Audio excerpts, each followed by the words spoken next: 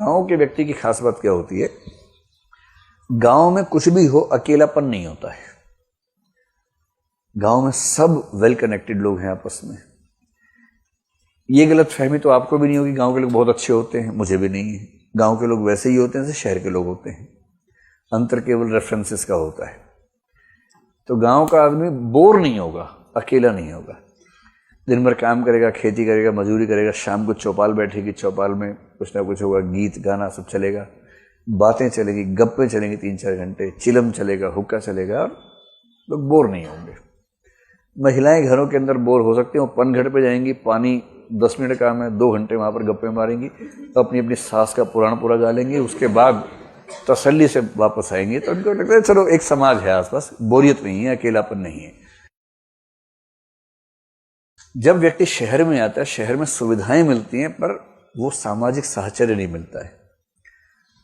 आप अपने से तुलना मत कीजिएगा।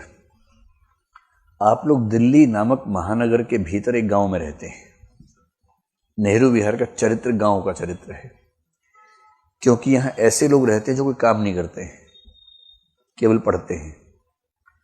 दिन भर पढ़ाई करना, कहीं और से पैसा आ गया घर से, पढ़ाई करना, शाम को किसी रेस्टोरेंट में या किसी रेडी पे खड़े हो गप्पे मार लेना, 4 घंटे गप पुराण चलाना शाम के समय। ये शहर की शैली है नहीं।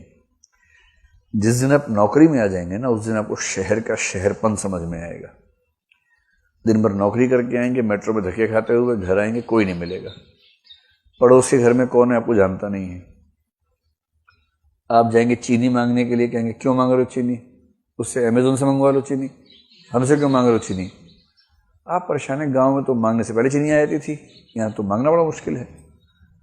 इतना अकेलापन होगा, और ये अकेलापन आपको देखेगा एक दुनिया समानांतर में। एक कहानी पढ़ लीजिएगा इस बीच में, खोई हुई दिशाएं, कमलेश्वर ने लिखी है।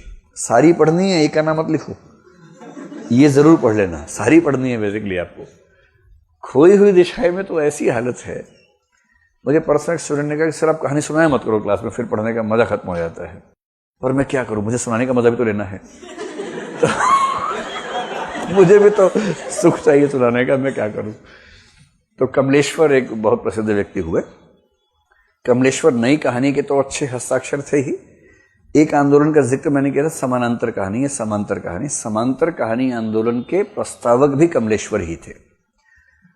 उनका एक उपन्यास छपा, कुछ साल पहले उनकी मृत्यु हुई, और उससे एकदम पहले एक उपन्यास छपा कितने पाकिस्तान, जो कि बड़ा प्रसिद्ध उपन्यास हुआ। तो एक कहानी लिखी, खोई हुई दिशाएं, जो एक दुनिया समानांतर में है। मैं कहानी नहीं सुना रहा हूं, केवल थीम बता रहा हूं। थीम यह है कि एक आदमी दिल्ली के कनॉट प्लेस में है, हर तरफ लोग ही लोग बिखरे हुए हैं, शहरों में तो ऐसा ही होता है। वो पूरे शहर में केवल एक आदमी ढूंढ रहा है जो उसको जानता हो, जिससे वो बात कर सके, और उससे वो एक आदमी नहीं मिलता, एक भी आदमी नहीं मिलता। तो वो है ना, गजलें हैं ऐसी बहुत सारी, हर तरफ हर जगह है बेशुमार आदमी, फिर भी तन्हाइयों का शिकार आदमी। ये जो शहरों की स्थिति है, ये खोई हुई दिशाएं का सार है। पढ़िएगा, पढ़ के ना एकदम बाल्टी सांस में रख लेनी है एकदम।